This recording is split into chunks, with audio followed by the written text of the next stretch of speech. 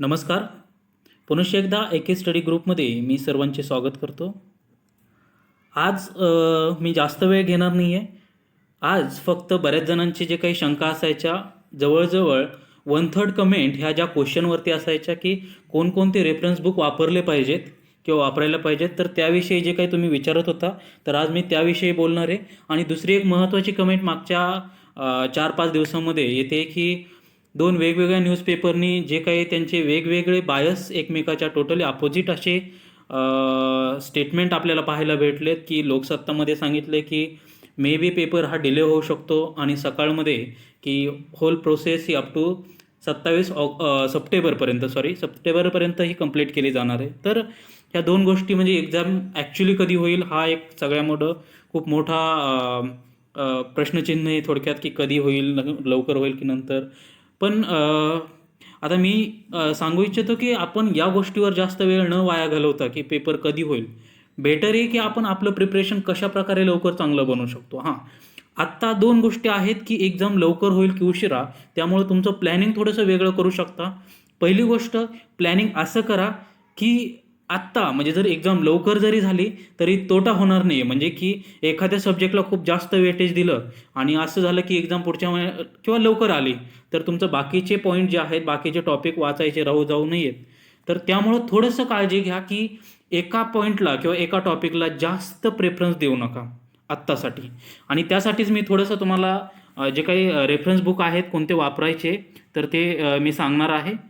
आणि दुसरी महत्त्वाची गोष्ट म्हणजे की बरेच जण म्हणतात की हे क्लासेस किंवा आता मी क्लासेसवर कमेंट नाही करणार आहे, पण एक ॲज पर माय एक्सपिरियन्स की तुम्हाला जर खरंच एक्झाम क्वालिफाय व्हायचं असेल, तर एक्झाम क्वालिफाय होण्यासाठी तुम्हाला सेल्फ स्टडीज करावा लागेल. कोणीही आता काय होतं की बऱ्याचशा वेळेस तुम्ही 20 आणि 30 MCQ एखाद्या आपण पाहण्यासाठी अर्धा 1 तास वाया घालवतो. ओके, आता त्या व्यक्तीने मान्य आहे की ते 10-20 किंवा 30 MCQ काढण्यासाठी त्यांनी खूप सगळे रेफरन्स पाहिले असतील, पण आपल्याकडे जो काही डेटा येतो तो खूप कमी येतो. ओके, आणि त्यामुळं मी सांगतो की असं मला तरी वाटतं की जर तुम्हाला एक्झाम क्वालिफाय व्हायची असेल तर तुम्हाला सेल्फ स्टडी केल्याशिवाय पर्याय नाही आहे. कारण सेल्फ स्टडीनेच तुमचा जो काही सिलेबस आहे तो कव्हर होऊ शकतो. तर ठीक आहे, मी जास्त वेळ घेत नाही आहे, तर आता आपण सुरू करूया की आता आपण म्हणजे जो काही सिलेबस आहे तो कशा प्रकारे कंप्लीट केला पाहिजे. ओके, तर आता चला सगळ्यात अगोदर जो काही आहे तर मी सांगेन की तुम्ही सिलेबसला पॉईंट वाईज स्टार्ट करण्याच्या अगोदर म्हणजे कोणताही आता स्पेसिफिक बँकिंग असो, सहकार असो, ह्याला हात घालण्याच्या अगोदर सगळ्यात अगोदर जे काही एक संदर्भ बुक आता मार्केटमध्ये 2-3 वेगवेगळे आलेले आहेत PDCCच्या संदर्भात, तर त्यापैकी मला वाटतं सागरचं आहे, यशदाचं आहे आणि विद्याभारतीचं आहे. तर 3 जे काही रेफरन्स बुक मार्केटमध्ये अवेलेबल आहेत त्यापैकी कोणतंही एक बुक जे तुम्हाला चांगलं वाटतंय किंवा याच्या अगोदर तुम्ही ते एखाद्या वेळेस रेफर केलेलं आहे, असं एखादं रेफरन्स बुक PDCCसाठी वाचा की जेणेकरून काय होईल की तुमचा अभ्यास होणार मुळेच नाही आहे सगळा, पण ॲटलिस्ट तुम्हाला तुमचं पिच लक्षात येईल की ग्राउंड काय आहे, नेमकं सगळे टॉपिक काय आहेत, आपल्याला काय करायचं आहे, ह्या गोष्टी तुम्हाला काय होतील त्या ठिकाणी क्लिअर होतील. आता त्याच्यानंतर सगळ्यात आता एक झाला हा पहिला राऊंड समजा थोडक्यात. त्यानंतर आता तुम्हाला पॉईंट वाईज प्रत्येक टॉपिक कशातून करायचं आहे ते मी थोडंसं सांगतो. सगळ्यात अगोदर म्हणजे टॉपिक आहे बँकिंग आणि सहकार, आणि मी समजतो की तो की पॉईंट आहे पासिंगचा सगळ्यात मोठा. म्हणजे तुम्ही जर क्वालिफाय होणार की डिस्क्वालिफाय, जवळजवळ हा बँकिंग आणि सहकार हा टॉपिक ठरवणार. कारण 30 मार्काचं जे काही वेटेज आहे ते बँकिंग आणि सहकारला आहे.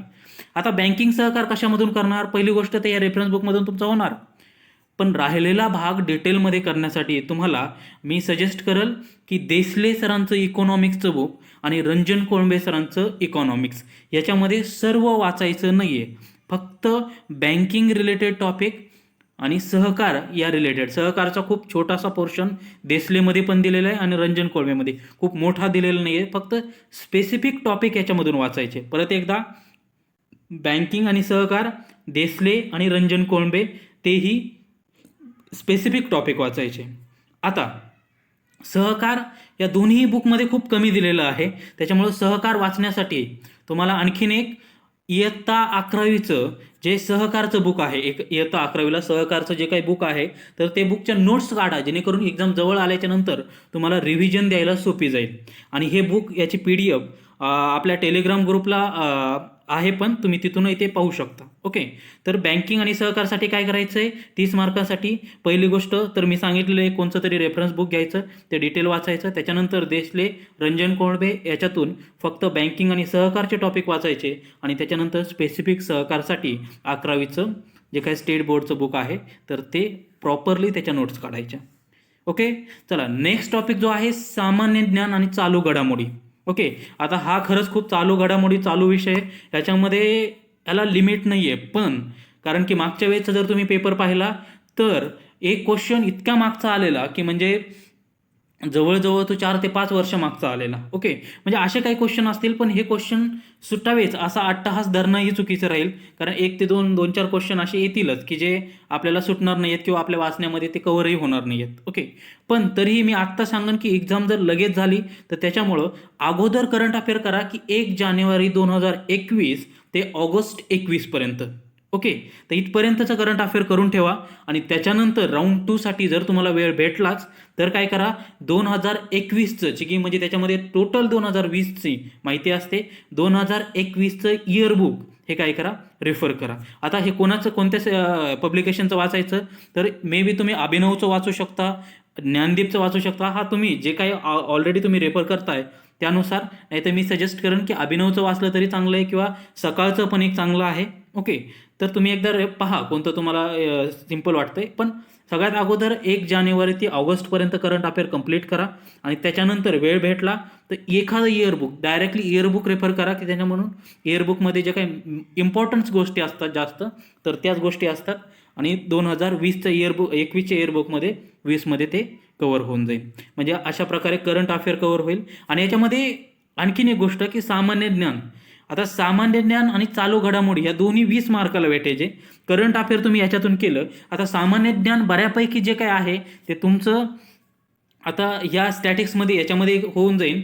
पण तरीही त्याच्यासाठी स्टॅटिक्स करण्यासाठी मी सजेस्ट करेल की एक GKचे बुक भेटतात. आता तुम्ही काही हिस्ट्री, जिओग्राफी वाचत बसणं काय आत्ता हे रिलेव्हंट नाही आहे. ओके. त्याच्यामुळं काय करा की सामान्य ज्ञान हे 10 मार्काला जे काही विचारलं जाईल त्यासाठी सिम्पल एक काय करायचं की जे काही विद्याभारती असेल किंवा ज्याचं GKचं बुक भेटतं, यशदाचं पण आहे, विद्याभारतीचं पण आहे, GK 2021 किंवा 2020चं एक पुस्तक भेटल, ते पुस्तक घ्यायचं आणि ते पुस्तकाला रट्टा मारायचा. जास्त काही डोकं चालवायचं नाही. कारण याच्यामध्ये सगळ्यात अगोदरचं कोण, नंतरचं कोण, पहिलं कोण, म्हणजे या अकॉर्डिंग दिलेलं असतं. ओके. आणि त्याच्यातलेच क्वेश्चन बऱ्यापैकी स्टॅटिक्सला पडतात. ओके. तर आता हे झालं सामान्य ज्ञान आणि चालू घडामोडीसाठी काय करायचं.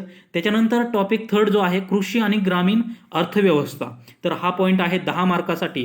तर आता याच्यासाठी काय करणार, तर पहिली गोष्ट तर आता ह्याचा सिलेबस खूप मोठा आहे, 10 मार्कासाठी हे खूप मोठं आहे. पण करण्यासाठी स्पेसिफिक कृषी आणि ग्रामीण अर्थव्यवस्थेसाठी मेजर जे महत्त्वाचे टॉपिक आहेत तर त्या टॉपिकला काय करा, थोडंसं फोकस करा. म्हणजे आता तुम्ही पाहायचं झालं म्हणजे कुठून करणार एक तर मी सांगेल एक तर बेसिक तुम्हाला कृषी अर्थव्यवस्था म्हणून एक मार्केटमध्ये आता कृषी अर्थव्यवस्था म्हणून एक नोट्सचं पुस्तक भेटतं. आता मला त्याचं नाव आठवत नाही, पण तुम्ही दुकानात विचारा कृषी अर्थव्यवस्था म्हणून. किंवा त्याच्यानंतर ज्ञानदीप पब्लिकेशनचं किंवा आणखीन कृषी अर्थव्यवस्था आणि कृषी भूगोल असं एक पुस्तक आहे ज्ञानदीप पब्लिकेशनचं. तर ह्याच्यामध्ये सगळं करण्याची गरज नाही आहे. हे जरी तुम्ही बुक घेतलं तरी ह्याच्यामध्ये फक्त कृषी अर्थव्यवस्था हा टॉपिक करा आणि जो काही ग्रामीण अर्थव्यवस्था आहे तो जनरली त्याच्यामध्येच कव्हर होईल. म्हणजे जो काही कृषी भूगोल वगैरे आहे तर ह्याच्यामधले हा टॉपिक आहे की ज्याच्यामध्ये तुम्हाला वेगवेगळं म्हणजे बरेचसे टॉपिक आहेत कृषी अर्थव्यवस्थेमध्ये की मग दुग्ध व्यवसाय असेल किंवा पर्जन्य, वनस्पती, वार्षिक योजना असतील, मत्स्य व्यवसाय, तर हे सगळं तसंही काय येतं ग्रामीण अर्थव्यवस्थेचाच भाग आहे. ओके. तर म्हणजे तुम्ही कृषी अर्थव्यवस्था हा जरी टॉपिक केला, आता बरेचसे मी बुक सांगतोय ते MPSCचे बुक्स आहेत. ओके. तुम्ही म्हणा इतकं डीपमध्ये करावं का, पण एक गोष्ट आहे की लक्षात ठेवा अभ्यास किंवा पेपरला येणारे विद्यार्थीही बऱ्यापैकी MPSCवाले आहेत. ओके. म्हणजे बऱ्यापैकी आणि तुम्ही फॉर्म तर पाहिलेच आहे की जवळजवळ या मागच्या वेळेसपेक्षा दुप्पट फॉर्म यावेळेस आलेले आहेत. सो आपला अभ्यासही तितकासा डीपली झालेला पाहिजे. ओके. तर कृषी अर्थव्यवस्थेसाठी हे करू शकता. त्यानंतर मराठी भाषा याच्यासाठी एकच पुस्तक रेफर करा. एकतर तुम्ही वाळंबे करत असाल तर ते करा, किंवा मग बाळासाहेब शिंदे करत असाल तर बाळासाहेब शिंदे करा. आणि ह्याच्यामध्येही खूप डीपमध्ये वाचत बसायचं नाही आहे. फक्त काय करा, मेन फोकस करा कोणत्या टॉपिकला. शब्दसिद्धी आहे, म्हणी असतील, समानार्थी शब्द, विरोधार्थी शब्द, शुद्ध अशुद्ध शब्द, असे जे काही मेन टॉपिक आहेत तर त्याच्यामध्ये या टॉपिकला थोडासा फोकस करा की तुमचे मॅक्सिमम 5 ते 6 क्वेश्चन, 6 ते 7 क्वेश्चन या टॉपिकवरून कव्हर होतील. आणि राहिलेले 2-3 क्वेश्चन जरी तुमचे मग ते समास असतील, प्रयोग असतील, याच्यावरती 1-2 क्वेश्चन आले तरी तुम्ही ते एक जस्ट सेन्सने सोडू शकता. ओके, तर मी सांगेन की या गोष्टीला फोकस करा मराठी भाषा ज्ञानसाठी. पुढची गोष्ट आहे संगणक आणि माहिती तंत्रज्ञान. संगणक आणि माहिती तंत्रज्ञान याच्यामध्ये आता एक प्रॉब्लेम असा आहे की एकतर आपला पेपर यावेळेस तुम्हाला माहिती आहे की मराठीमध्ये होणार आहे. पेपर मराठीमधून होणार आहे आणि जो काही क्वेश्चनची लँग्वेज आहे की म्हणजे हे क्वेश्चन मराठीमधून समजून घेणं खूप कठीण आहे. ओके, म्हणजे इंग्लिशमध्ये वाचलं तरी मागचं म्हणजे एकतर मागच्या वेळेस तुम्ही पेपर पाहिला असेल, इंग्लिशमध्ये वाचलं तरी नेमकं क्वेश्चन काय विचारलं ते कळत नाही. आता मराठीमध्ये सॉल्व्ह करायचं म्हणलं ही तर आणखीन डिफिकल्ट गोष्ट आहे. मी सांगेन की या ठिकाणी तुम्ही जास्त वेळ देऊ नका, कारण तुम्ही जितका वेळ दिला तरीही इथून काही जास्त तुम्हाला रिझल्ट भेटणार नाही आहे.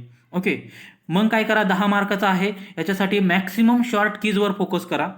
दुसरी गोष्ट, तुम्हाला जर MCQ सेट भेटले तर 3 टॉपिकवरचे MCQ करायचे.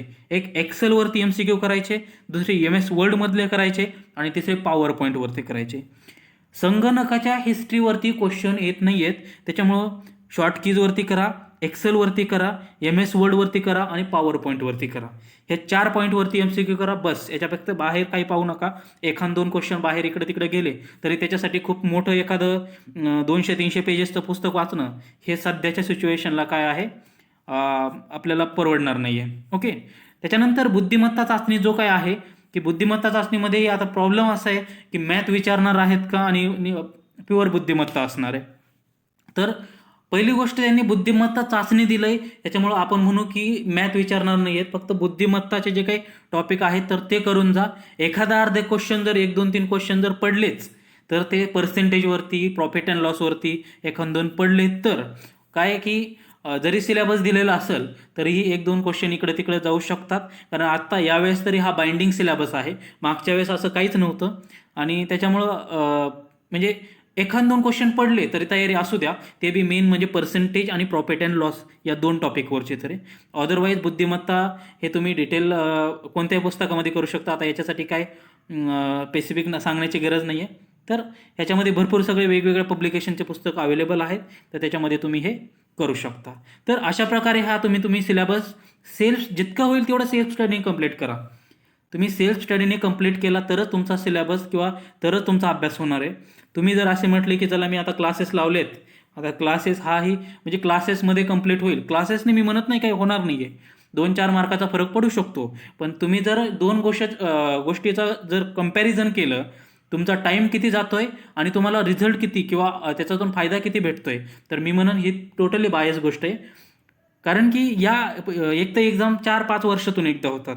दुसरी गोष्ट, 4-5 वर्षातून एकदा होऊन याचा काय सिलेबस विचारतील किंवा मागच्या वेळेस जी कमिटी होती पेपर सेट करायला, ओके, पेपर सेटची, ती यावेळेस तीच असेल हेही माहिती नाही आहे. ओके, त्याच्यामुळं बऱ्याचशा गोष्टी अनप्रिडिक्टेबल असतात. त्याच्यामुळं बेटर आहे की आपण स्वतःचा सेल्फ स्टडी करणं, कारण सेल्फ स्टडी केला तर जास्तीत जास्त एरिया आपण काय करू शकतो, कव्हर करू शकतो. तर ठीक आहे, धन्यवाद. मला एवढ्याच गोष्टी तुम्हाला तुमच्यासमोर मांडायच्या होत्या की कशातून कराव्यात, कारण बऱ्याच जणांचे ते क्वेश्चन होते आणि बऱ्याच जणांना पर्सनली मेसेज करणं हे माझ्यासाठी पॉसिबल नव्हतं.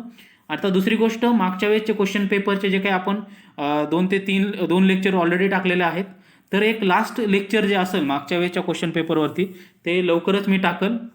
तर ज्यांनी कोणी मागचे जे काही क्वेश्चन पेपर कशाप्रकारे क्वेश्चन आले होते ते पाहिले नसतील तर त्याचा पार्ट 1 आणि पार्ट 2 तुम्हाला अवेलेबल आहे, तुम्ही ते पाहून घेऊ शकता. तर ठीक आहे, धन्यवाद, थँक्यू.